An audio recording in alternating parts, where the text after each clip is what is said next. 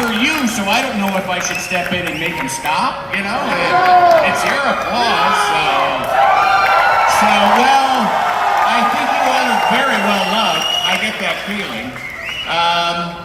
So is this you guys' first time back on the stage at the Pantages since the show? 40 years ago? Yes. And I mean, how does it feel to? I mean, this is the second restoration of the movie, is it not? Was there not one in '99 too? There was one when it got made into a DVD. Oh, for DVD. But okay. now it's this is the full 4K this is the full restoration. thing, going back to the original negative and remixing and making it, yeah. And how is it to see it after all these years? I mean, both to see the concert, but also to see your 40 years younger self up there doing it. It's a thing of beauty.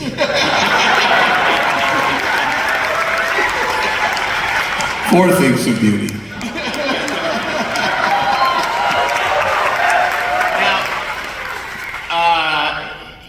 The show was filmed over 3 nights, and do you have like specific memories of what those nights were like, of what those shoot nights were, and can you share some of them?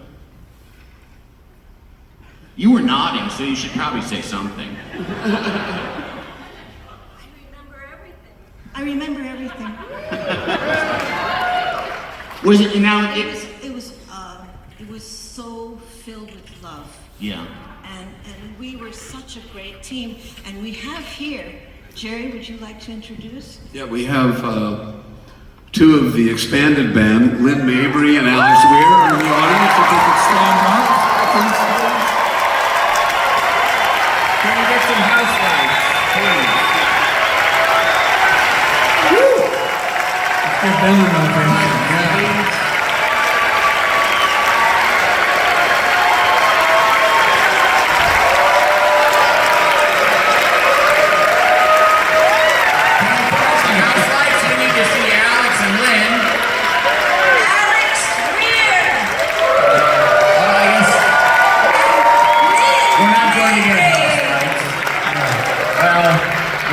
Thank you, Alex and Lynn. Thank you for coming. Oh, wait, here we go. There we go. There we have Alex. And Lynn.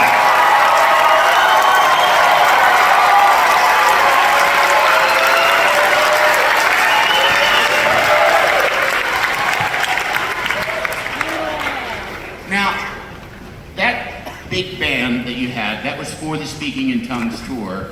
And correct me if I'm wrong, but the film is basically just a documentation of the show that you guys were doing and that I saw in Chicago, my senior year of high school, I believe.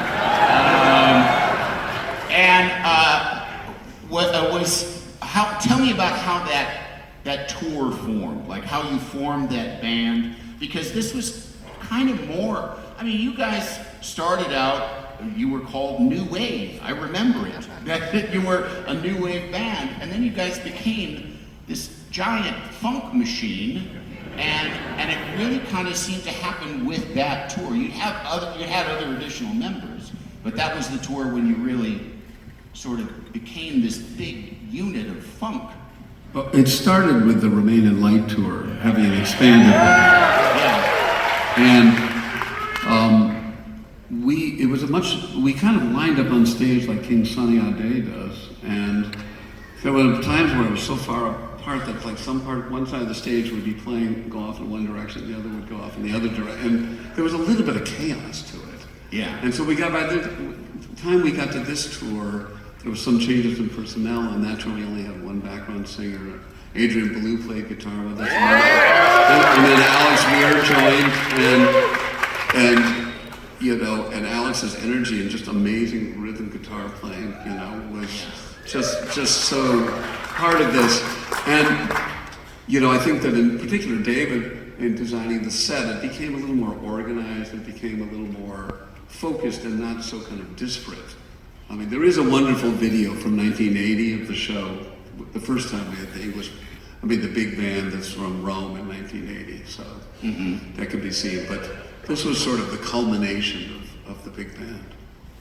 And was the intention to always sort of start with, to build it person by person? Was that an idea that you all kind of had kicked around? Yeah, on this tour it certainly was. So, as you said, what Jonathan Demme filmed was basically the show that we were touring. The show had maybe 3 other numbers that got cut, really just for length, to make the kind of the arc of kind of things growing move along a little faster. Yeah. But yeah, this is what we were doing. There is a version of the longer show if you buy the Blu-ray. Buy those Blu-rays, people. I gotta get a player first. So the kind of I'm a comedian, so the bits for the show, the lamp. Here, let's give it up for the lamp. The lamp and the big suit and some of the more choreographed moves, were those things that were workshopped rather heavily before you started the tour, or was that something that it kind of evolved in an organic Well, way? the first production manager had to quit because he got an ulcer. The rehearsals were pretty intense. Yeah. And it was a work in progress that evolved during the tour for a number of shows, and then eventually we ended up with what you saw on the screen tonight. I see. And forgive me if you're tired of talking about it, but tell us of the genesis of the big suit. We had finished a tour in Japan, one of the previous tours, and I stayed on, and I was thinking about, what are we going to do in our next one? What are we going to do? What should I wear on the next tour? And a fashion designer who there said, well, David, sort of facetiously said, well, David, everything is bigger on stage. Meaning, like, every gestures are bigger and all that kind of thing. And I thought, well, okay, that just means the suit should be bigger too. Drew one on a napkin that was kind of a rectangle with a little head on top and some feet sticking out the bottom, and I thought, there we go. Realizing that in fabric and mesh and all the other stuff that was padding that was underneath. Yeah, and like a girdle kind of too. Yeah, there's a girdle with a lot of padding on the side, but not in the back. Yeah. Yeah, no, it's a very two-dimensional costume. Yes, It it's like only look weird from the front and the back. Yeah, it's like those playing cards in Alice in Wonderland. It is, yeah. But now, did you? What tailor do you say? I need a big suit. Like a. No, that's not big enough. Yeah. Was there like a specialty tailor that they found, or? It was actually a friend of mine. Oh, really? Gail Blacker. There were actually 2 suits made. Yeah. But the one that David ended up wearing the most, this woman, Gail Blacker, who designed clothes, and I think my girlfriend knew at the time. And I think because she did padding, and the other one had sort of an armature, right? And it didn't move as well as that. Yeah. There was a lot of experimentation to see, like, what kind of girdle and how you fasten it, how could you get in and out of it really quickly. could you let it out a little bit over here? Yes. Put a little more here. Yeah. Now, it's a very visual, cinematic concert. At what point do you guys decide this really should be a movie? Tina? Jonathan Demme came to us. Oh, really? Yeah.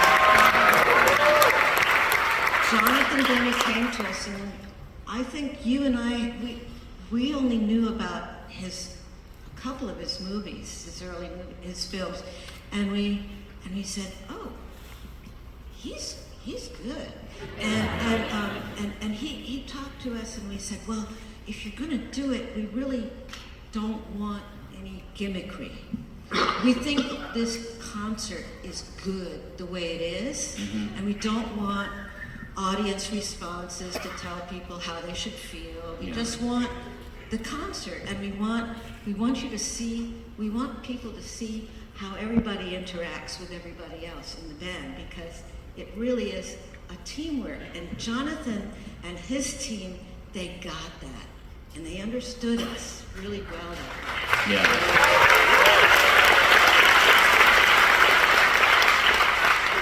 And you guys self-funded the movie, is that not correct?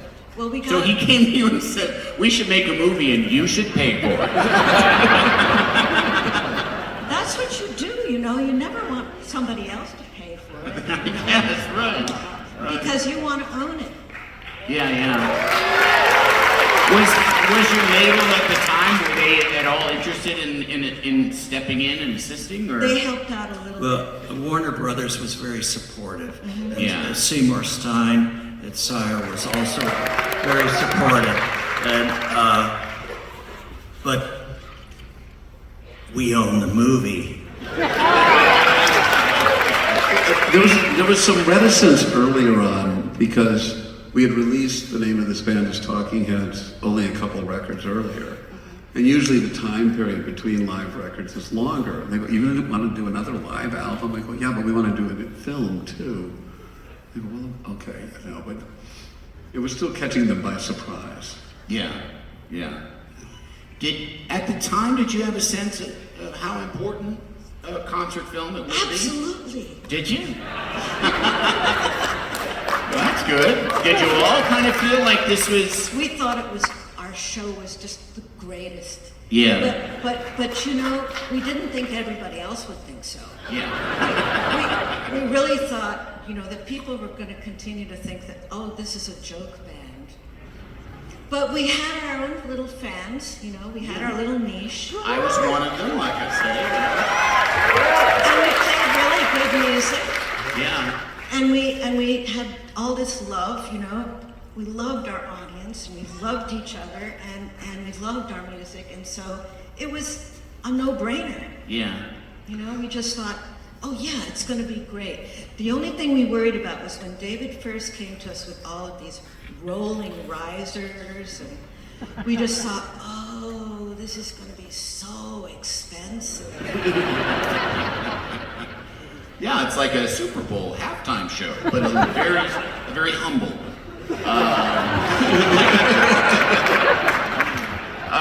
David, were you happy with the movie as it was happening and immediately upon its release? Yes. Yes. Yeah. Jonathan was very generous in that he invited us to be present in the editing when they were editing it, which was in a way very smart because we knew the show intimately and we could say, oh, at this point, so-and-so is doing this, and you might want to see if the camera caught that. Oh, because that drives me nuts. Where it's like, why are we looking at the drummer when the guitarist is shredding? It's like I don't understand how that works. Yeah.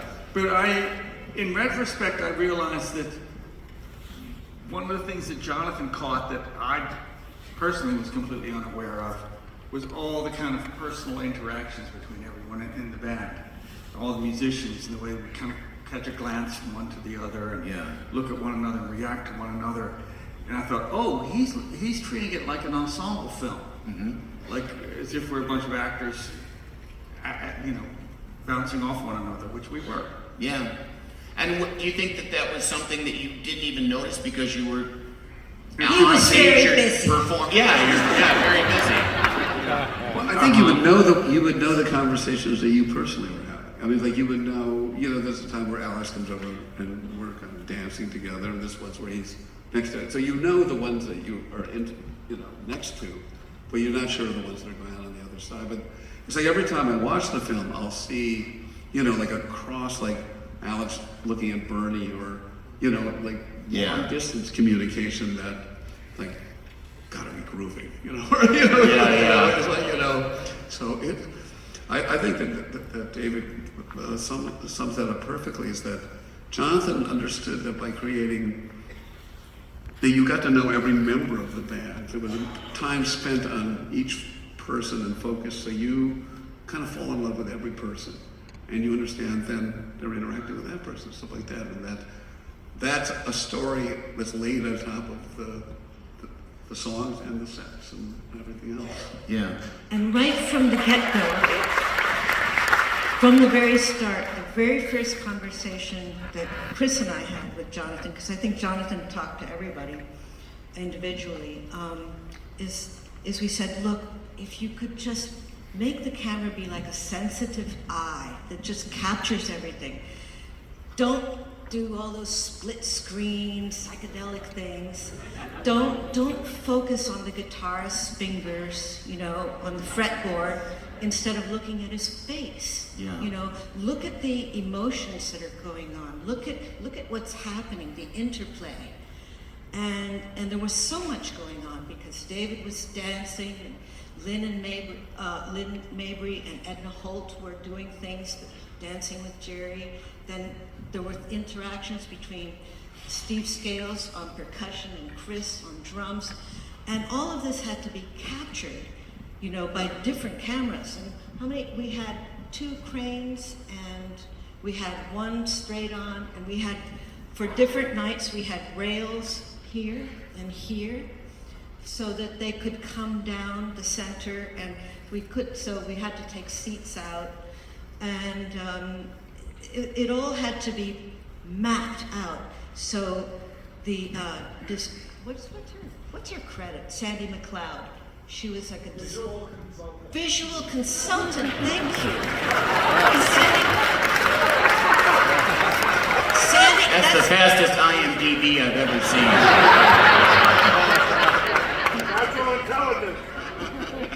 Sandy McLeod was much more than a visual consultant. Sandy toured with us for about 2 or 3 months, and she mapped out, she took notes, and she mapped out what everybody was doing. Wow.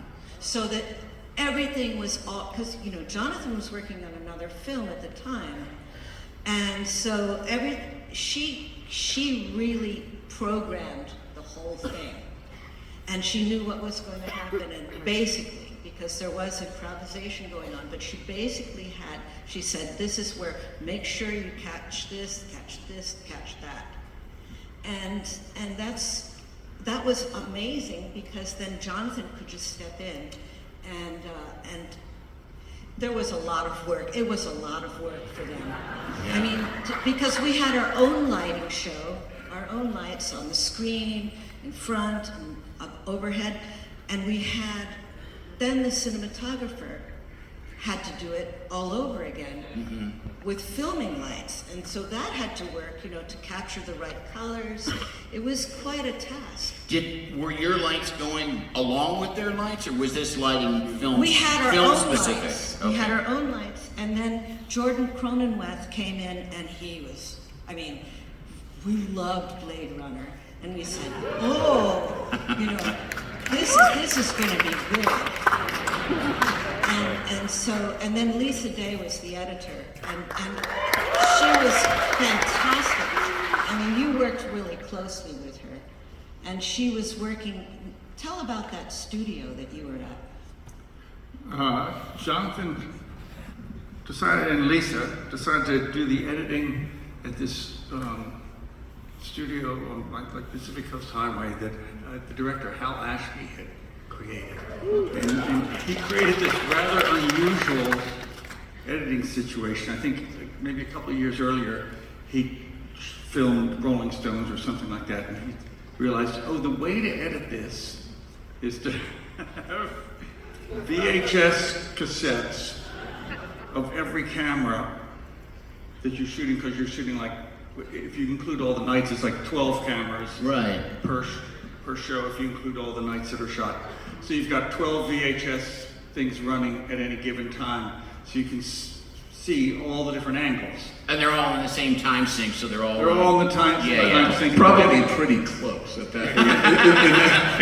It's not digital. At that and time it's period. VHS. Yeah. But that kind of thing didn't exist. Yeah. So it was kind of primitive, but it actually worked. And you could go, oh, look, the thing that's happening on that camera that camera person got, Yeah. that's what we should be looking at right there. That's television directing. That's, Yes. you know, the Oscars. That's how the Oscars is. Take 2, take 4, you know. Mm-hmm. And, good on you, Hal Ashby. Now the restoration, this beautiful 4K restoration. I know, Jerry, that was kind of, you were instrumental in Yeah, I live in San Francisco, so I was closer to where we were doing this, and I started, Eric Thorngren, who we would all like to shout out to. He has since passed away. He just passed away a little less than a month ago, and his wife and son are here, and Ryan's daughter. Maybe they could stand up.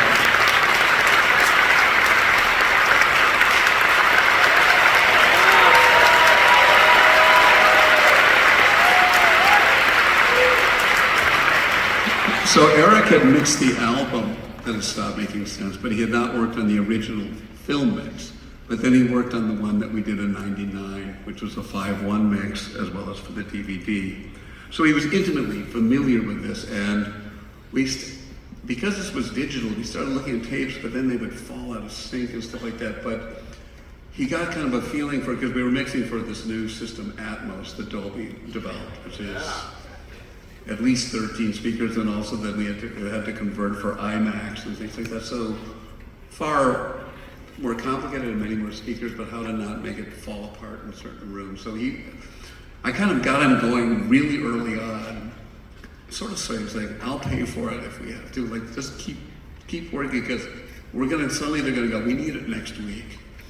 And that kind of happened. As we finally got the right tapes, they were sung, and then we went in with Mike Minkler, and Gary Goetzman was there, and we finished it off where we had originally done it, which is, it started as Taddeo, and then it became Warner Hollywood, and now it's called The Lot. You know, it's amazing how what can seem kind of exotic and mysterious, it sounds incredibly plain these days. Like, what's going on? It's hard for me to hear. The negative was missing. And the negative was missing, and that's so crazy. James Bukowski, who's here, found it I believe in a warehouse in Kansas. So I think that was sound tapes were found there. Yeah. Well, some things, But the original. But some negatives. The negative was found in Burbank. But some things. Anyway, some things were. Yeah, things were all. Things were missing and stuff like that. But they did just this beautiful 4K restoration and new color balancing. And I actually think it has never looked, but even seeing a fresh print back in '84, I don't think it's ever looked as good as it looks right now. Yeah, it's amazing. It sounds the best now too. Now, it's been 40 years, but I understand there's a lot of people in the audience who either worked on the film or were actually in the audience for one of those shows. And if you're one of those people, will you just stand up? So we.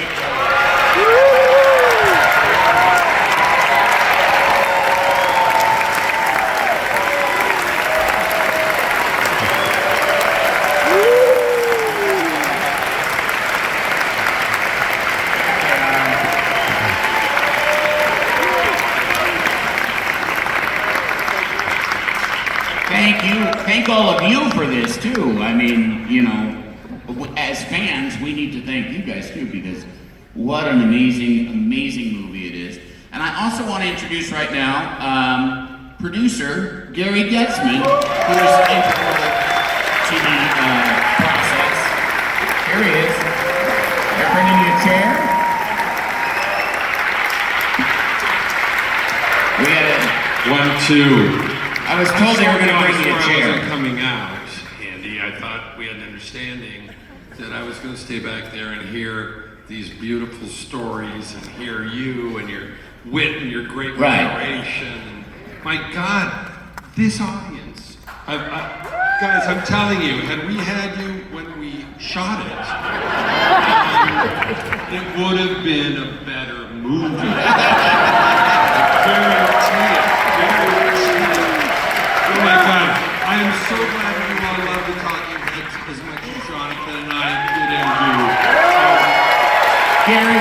often good do they look? Gary, come sit here.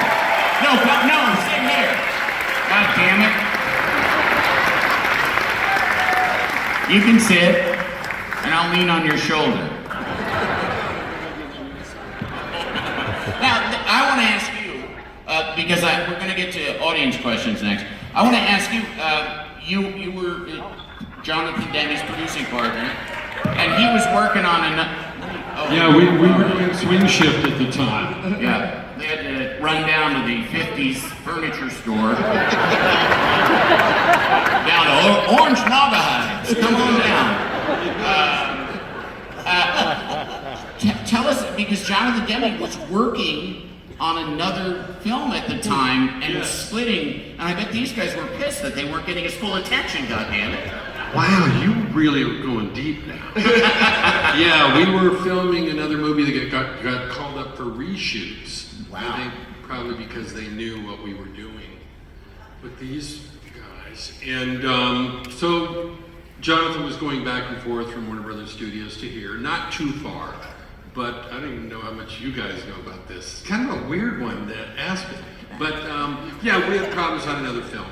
And it got solved just in time, and and luckily Jordan was here. We had great camera people, and most came from film, so they weren't really of the type of camera work that we wouldn't like for this movie. Yeah.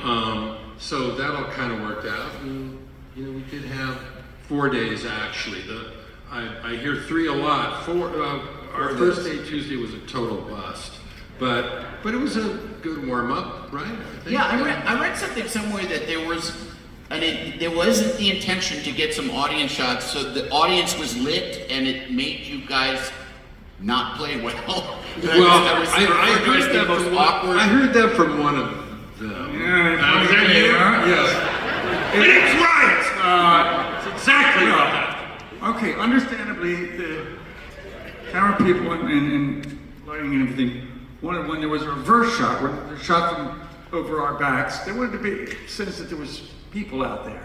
Yeah. So they put some big lights up there, and it kind of inhibited everybody. Yeah. Not us, just the audience. Yeah, it kind of inhibited the audience, and I've seen that happen in other places where the lights come up and everybody stays in their seats. Well, the game show idea didn't really work in Right. writing into the show, but it was pretty bright there. But by the end, we could bring up the lights. Right.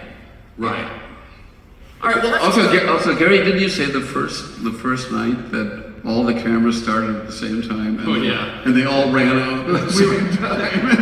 We had kind of a system where all the cameras, we had a video tap on. So back there in the last row on the right side there, Jonathan and Jordan Cronenweth could communicate with all the operators of what they liked, what they didn't. I did, hey, Artie, Apple, gave them all like 3 names, and Jonathan and Jordan would get so excited, they'd see a shot and they'd be going, that's it, move in! And all 6 of the cameras would start whoo! And then they finally started to get better at that. But they were very emotional, and so calling it out during the show was a little tough at first. Yeah. Well, let's get to these audience questions. We've got this first one is for you, Tina. Nikki asks, "I love the juxtaposition of your dancing compared to David's, and I, of course, get down with your Genius of Love dance break. So I want to know, where do you draw inspiration from for your moves?" Well, I had to play bass at the same time, so...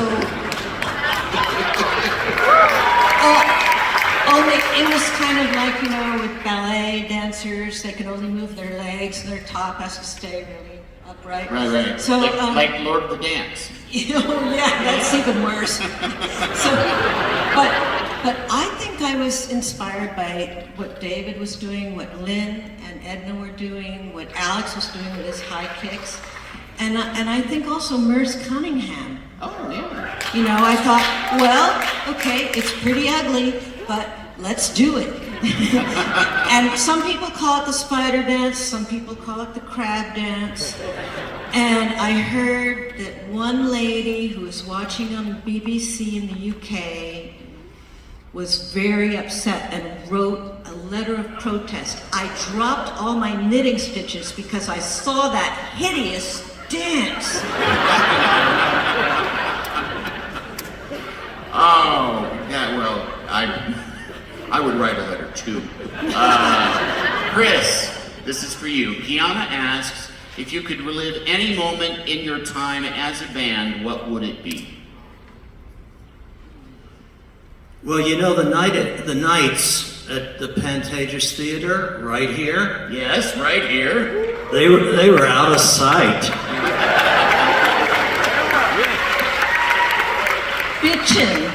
But, you know, we had a lot of high points. Yeah.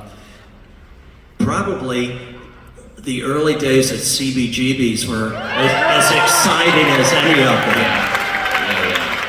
I love this time when we played Le Palace with the B-52s opening for us.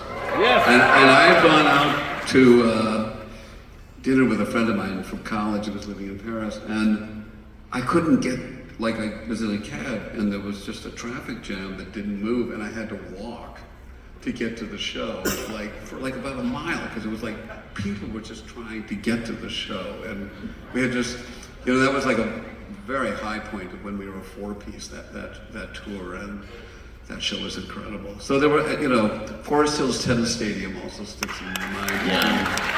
I remember looking over and Mick Jagger and Madonna were trying to steal our moves over this.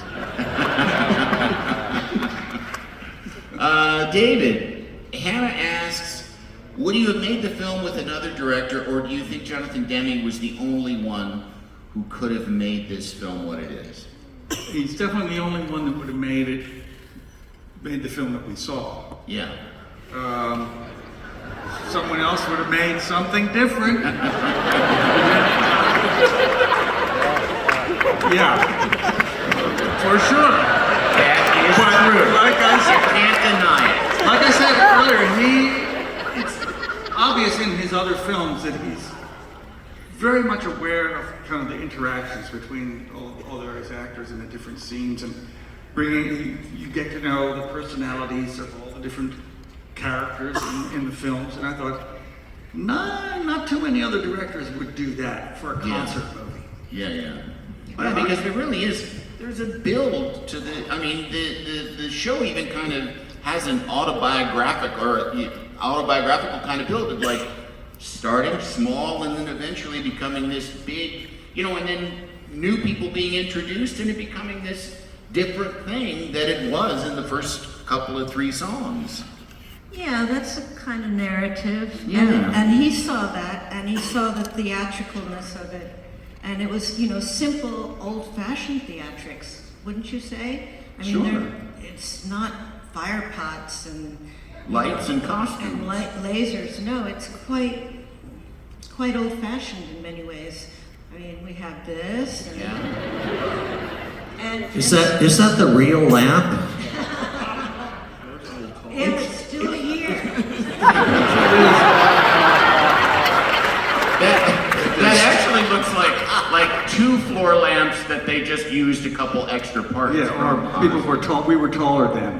That was for that Will was pretty Chamberlain. Jerry, I have a question for you, or actually Lux does.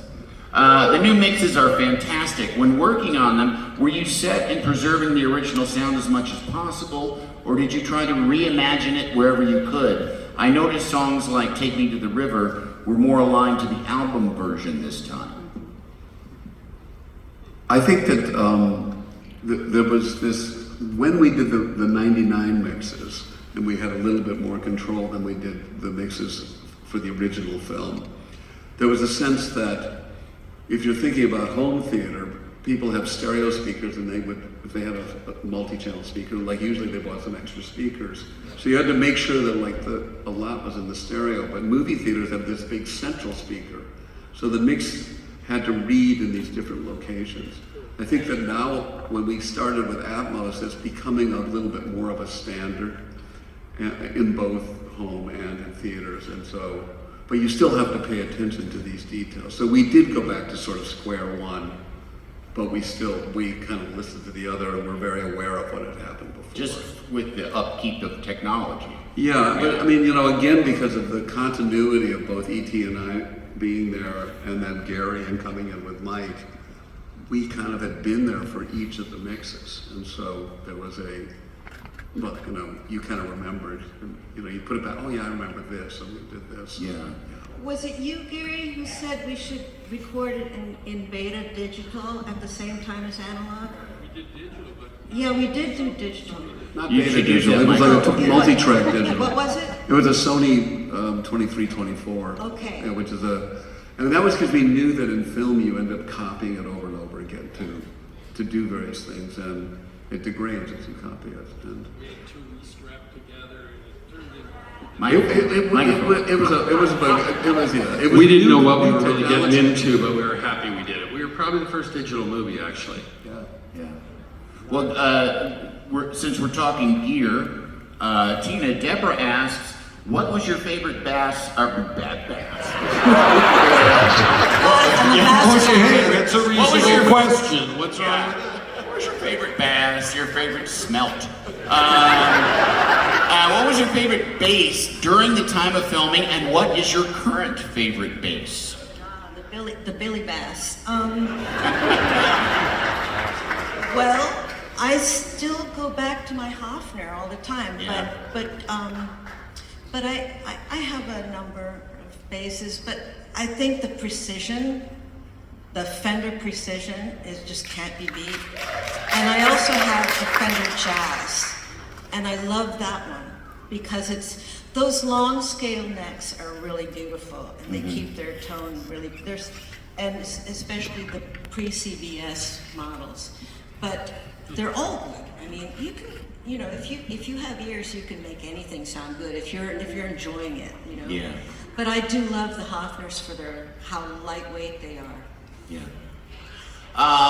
Ethan asks, this is for anyone, are there any funny things that you guys remember about the theater from 1983 that are still the same? And then it says, the audience? I mean, some of them, I guess. Well, the entire theater is exactly the same. I mean, we were walking around here going, whoa, nothing's changed. Bobby loves Junie, the little heart on the wall. I mean, just stuff is the same. a little Bobby less is dusty. fantastic. It's less dusty, Gary. Remember, it was like it had been left in mothballs for years and years. Kind of weird, right? I mean, I was shocked walking around and going, Jesus Christ, we were here 40 years ago, and it's the same. Yeah. We could just get up and do the whole friggin' show right here, right now. Man, oh man. That's for you, Tomas. David, Thomas asks, are there any particular elements or lessons you took from Stop Making Sense that you applied in the film you made after this? True stories.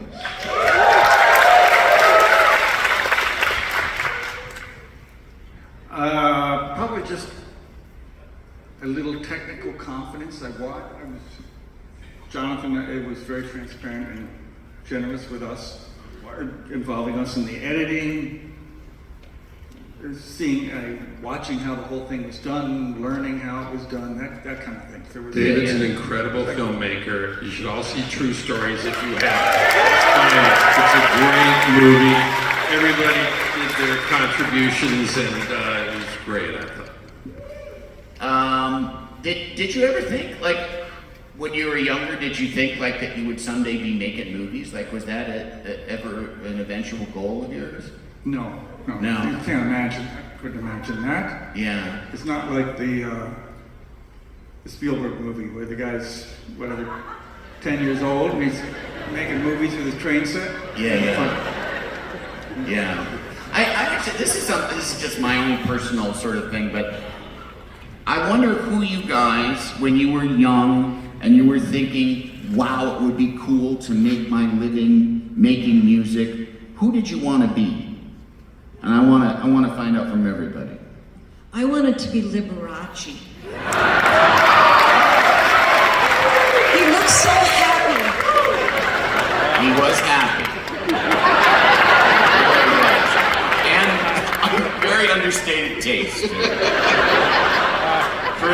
Yeah, there you go. Chris, who did you look up to? Well, of course, I loved the Beatles, but I also loved all those other bands that came like around the same time or immediately following, like Herman's Hermits and the Dave Clark Five and Paul Revere and the Raiders. Yeah. The Ventures. Yeah. My tastes were pretty eclectic. Of course, then there was Lou Reed. And it was after Lou Reed, is that when you said, I'm going to art school? Well, I didn't really think I would ever end up in a big-time rock and roll band. I thought, really? but I could make some paintings. Yeah. So we went to art school. That's where I met Tina and David. And David at the time, Tina was painting along with me. We were both studying painting. David at the time was making questionnaires. Remember those? Oh yeah. Like, what is your favorite state? What state has the best shape?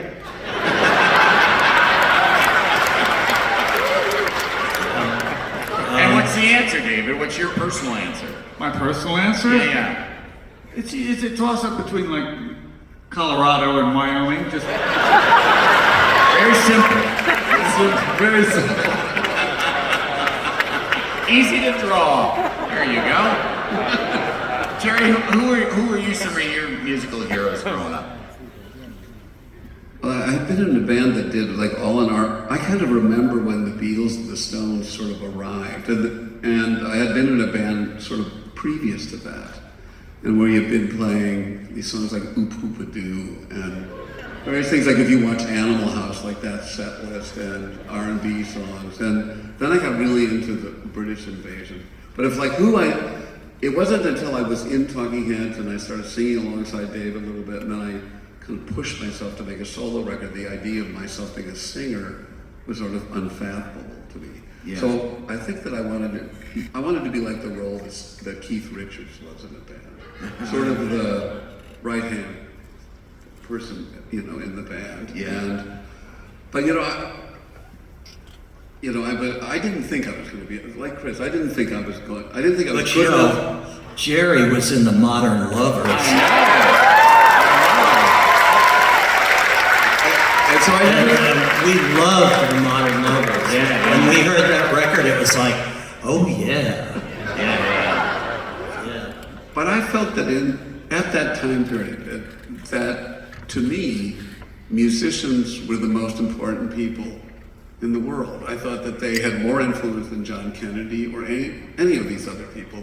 That the whole thought pattern of what sort of the culture was being like people writing songs and talking about their feelings. And this is the time of the demonstrations of the Vietnam War and this sort of very bubbling and less time of change. But I felt the musicians were the leaders. So it's almost like I didn't think I was going to get there, but when I had the opportunity to do it, like, God, I got to grab that when I have that opportunity. And David, how about who did a young David Byrne want to be? I remember when I was in high school, I was a fan of a lot of bands that were out at the time, where it was the Kinks or the Who or whatever it was. There was so many of them. And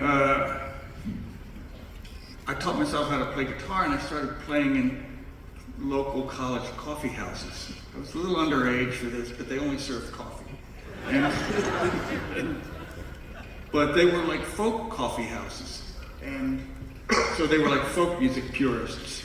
And they'd never heard these songs. It was like, who wrote this? That's a pretty good song. Who wrote that? And I really started to realize, there are these categories in popular music, and sometimes people only listen to one narrow focus of what they do. And I thought, oh no, there's lots of stuff out there. Yeah. But was there anyone in particular that you really sort of wanted to emulate? I can't think of anyone in particular. I know after that, after we'd all been to school and kind of emigrated to New York, and we were staying together in a loft, I remember our record collection, kind of these vinyl stacked up on the floor, and it was, you looked at the record collection and it was, you know, Velvet Underground, Al Green, Roxy Music, David Bowie, James Brown, JB's, all stacked together, and you go, there's the band right there. Yeah, that's true. Well, that is a good note to end this on. And I just want to say personally